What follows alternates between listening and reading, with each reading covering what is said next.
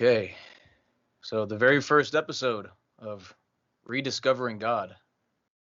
Very Uh, cool. I got a VIP here with me today. He's the host of a YouTube channel called Tanakh Talk. Please look him up. His name is William Hall. If you'd like to introduce yourself, go ahead. Just a few sentences about yourself. Sure. Just I guess you could sum it up as ex preacher, ex Christian, rediscovered God, like your title of your channel says, basically. Mhm.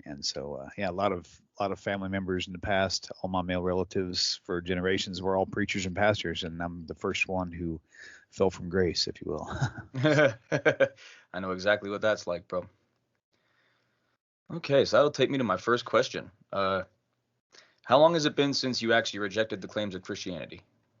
Well, I started to Knock Talk in 2014, November 2014, and it was about a year or so before that when I first started running into problems, and then Hmm.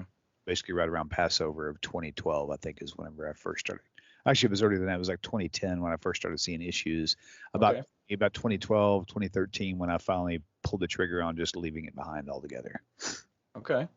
So it's going on 10 years now, just about. Yep, pretty much. Okay. Sir. That actually takes me right to my second question. What would you say was the biggest factor or scriptural proof that sparked the decision? Passover, definitely Passover. I was having, like as I mentioned before, I was a teacher myself, and we would have, at the time I was Messianic. We'd moved from Christianity into Messianic Christianity. They would call it Messianic Judaism. And Okay. so I was hosting Passover. We'd have a Seder here every year. And the further I went along, and the further I started getting in my studies, I started studying a little bit of Hebrew, Hmm. and started seeing issues with the Passover, everything about it, that basically. And so at the end of the first time I noticed a problem, um, I started studying out to get ready for our Seder, and Okay. I saw these problems, and I was like, I didn't know how to handle it, so I just ignored the problem and just went ahead Okay. and just went through muscle memory, got through the Seder, and I figured, well, I'll just work it out next year when we come up to it again. Right. What So would the you year, say that main problem was?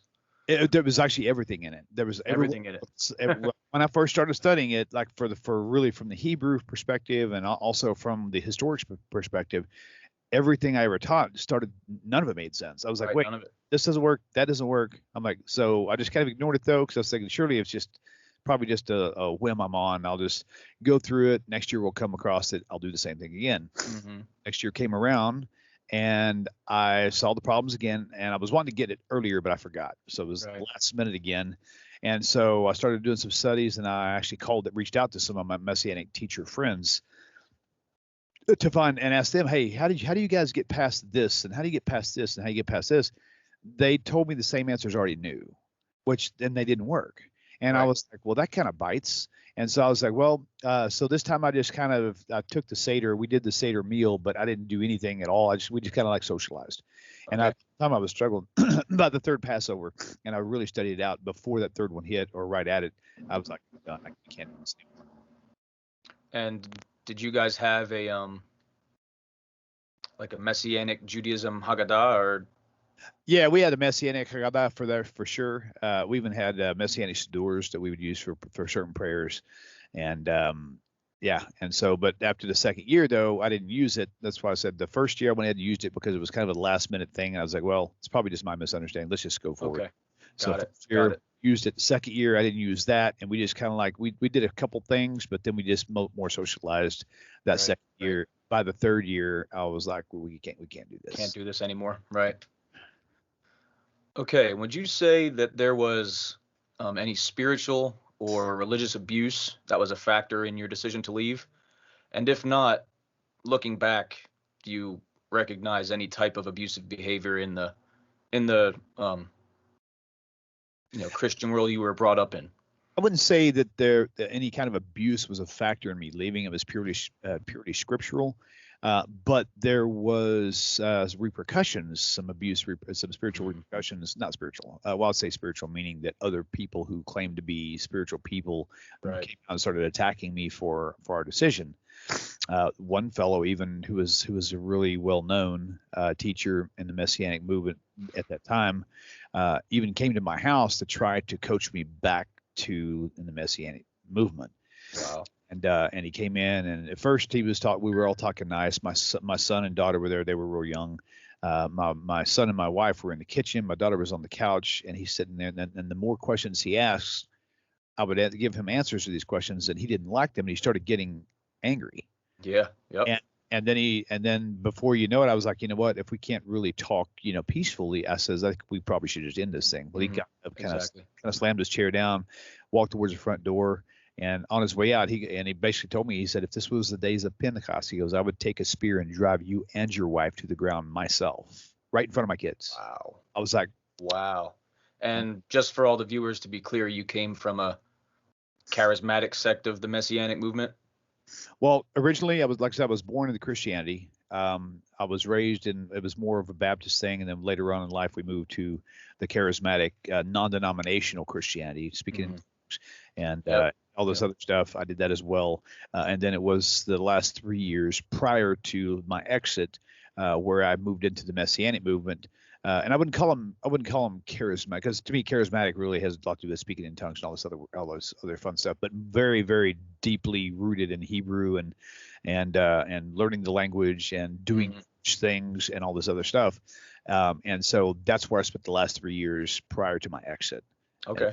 Is starting to learn Hebrew and partaking in the different traditions of wearing tzitzit and the talit and all this other stuff. So. Okay. So would you say the community dynamic made it difficult to leave or slowed the process of leaving? Because I know from my personal experience, not having a community, it makes it tough. It definitely makes it tough. And I know there's a lot of people that stay in, I don't want to call it oppression, but stay in that environment because they have nowhere else to go. You know what I mean? Right. For me, it was like, because I was a teacher myself, I had a kind of different mindset. Now, it was very difficult for my wife because she was more of a quiet type, and I was more the vocal type. And so for me, it wasn't as difficult on the departure because of not having the support, even though at the time I thought we were pretty much alone. I didn't even know that there were other people like us out there. I just knew that there was Jewish people, and then there were Jews.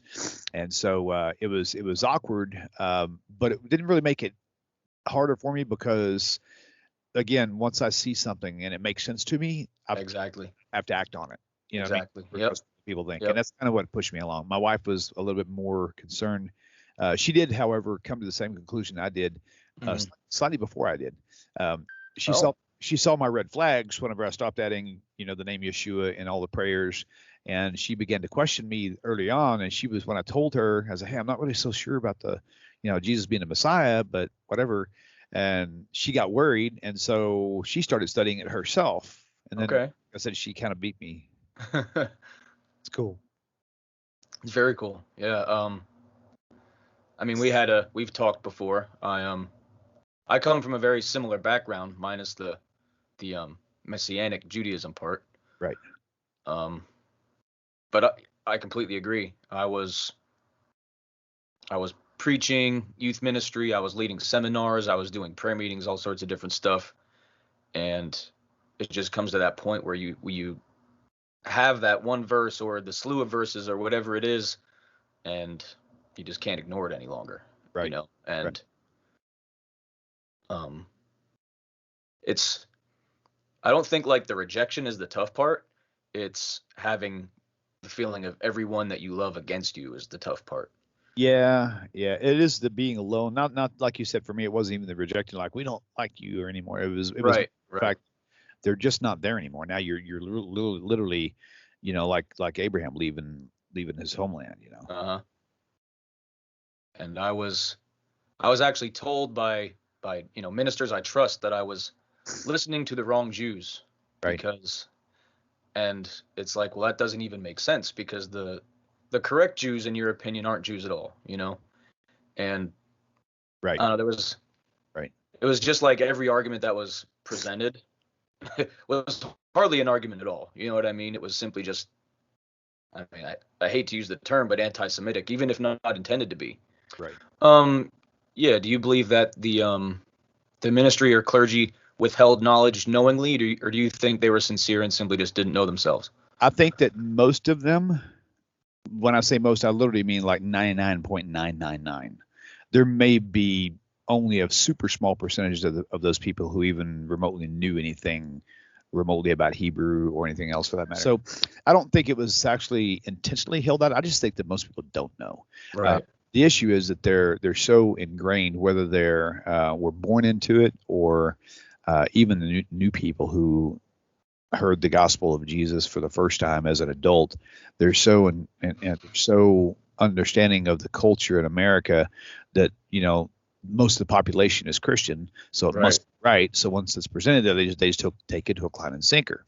The very few people, and I really have only met very few people who actually were exposed to these type of teachings, because pretty much everybody that I talk to off of my channel that's religious in a Christological way, they've never heard any of these things that we're going through, you and I.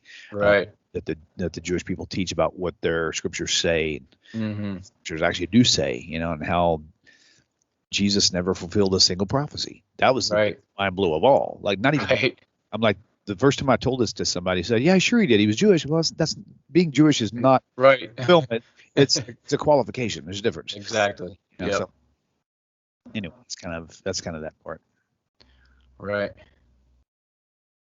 And finally, like I said, we don't have to take a whole long time here, but what advice do you have for anyone who may be, either falling victim to like systemic abuse?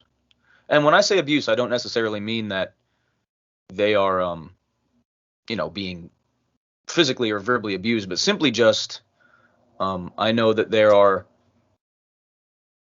even if you're going according to the New Testament, there are a lot of churches that do a lot of things that are extra biblical to whether keep or suppress or, and if you question it, it's chalked up to insubordination, that type of thing. Right.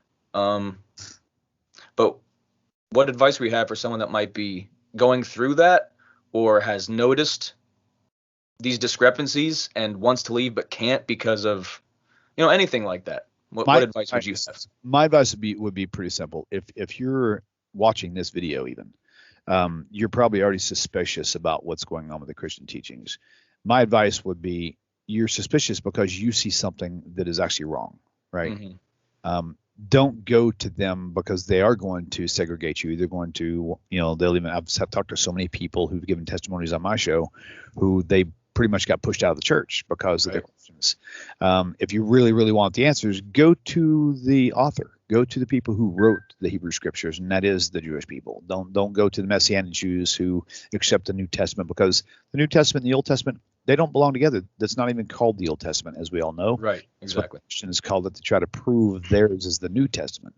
So my advice is clear. If you start getting suspicious, talk to people who actually know the answers, not the ones who want to keep you where you're at. That's the simplest way. Okay. And on the other side of that coin, I know you said you really didn't go through a lot of this, but you did mention that you had that minister come and, disrespect you in a way like that. Sure. Maybe someone isn't seeing that, but they're being pushed out in that way. What type of advice would you have for that person? Well, it's kind of like, are you saying they only suspect minor things, but they're getting kind of pushed aside? Perhaps not even that. This might not even be that they suspect a thing. They could be ignorant to, the revelations we've come to. Right. But they could be experiencing abuse, as in, from my personal Christian background, there was the mention of, well, if you haven't talked in tongues yet, it's simply because you aren't spiritual enough. That type of belittling behavior. Right. What kind of advice would you have for that person? I think that circle of reasoning actually really is something that kind of has to remain in that church circle. There's nothing, like, for example, there's nothing really that I could be able to offer anybody to advise them, because they haven't yet made the decision that there's something wrong with that. Or something wrong with the Okay. Yeah. because a lot of people really just take that as guilt and say, well, maybe they're right. Maybe I need to study and pray more. I need to be more spiritual. Maybe I'm not speaking in tongues because I'm just not sincere. So I'll go and pray more. I'll, watch less TV, do this, do less this, and try to really, get my brain in line so I can do this thing. Those people really aren't where you and I are at, in the sense of, that part of saying, hey, that's not just wrongfully taught, but it's completely opposite of what Tanakh teaches. Once they get to that point, that's something important. But I will say this. I would advise everybody, regardless of whether you're feeling the pressure of not speaking in tongues or whatever the case may be, or just feeling segregated, forget everything that you've learned in the past. Start looking into. I'm not saying you have to learn the language of Hebrew, but start looking into the proper translations of very important things. Right. Like virgin. Does it really say that, or does it say just as say young woman? Right. Exactly. Like in Psalm 22, there's got the whole thing with, I think it's Psalm 22. It talks about Kyrie, which is, Kyrie. And right, that's like a lion. Exactly. Yep. Instead of right. So I would say just start looking into those find the top 10 most important things about your faith. Jesus, was he a deity? Was he born of a virgin? What is blood sacrifice is all about? Find those top 5 or 10 things, research that, compare that with the Hebrew, and make sure that it makes sense. It doesn't. I've already been there. Everybody already has. Right. Exactly. You'll find those discrepancies. Exactly. Find it out for yourself. Don't take my word for it. Mm-hmm. And then you can make your next move after that. All right, man. Well, thank you so much, William. Sir, it was a pleasure. Thank you for having me. Of course. Host of Tanakh Talk. Check his channel out. If you're watching this video, there is so much content that his channel offers that really I can't. He has, some of the greatest Judaism teachers on there. Check him out. All right. And the spelling is awkward. It's not spelled correctly. There was no website availability for it, so we spelled it Tenak. Yep. And if you can't remember that, he's got it right on his shirt there. So. Oh yeah, there you go. But all right, man. Thank you so much. And hey, you should have much blessing and luck with this thing. And yes, thank you. And I appreciate you coming on first, leading us off. And I, from the bottom of my heart, have so much to thank you for. Continue doing what you're doing, and may God bless you abundantly for it. Thanks, bud. You bet, man. You have a great night. Shalom, shalom.